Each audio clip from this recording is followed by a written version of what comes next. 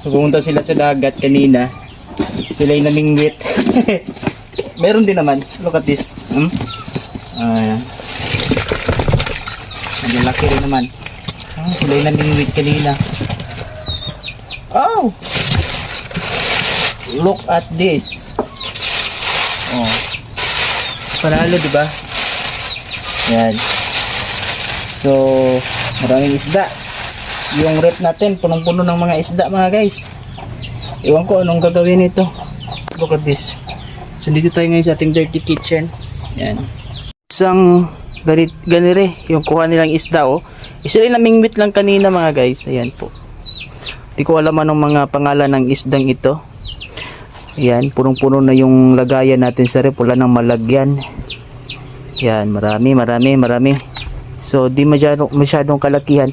Pero doon sa nauna kanina may mga malalaki yun. Ayan. So, pre-ulam na to. Ilang araw din to, no? Kami lang naman kumakain. Ayan, bye-bye.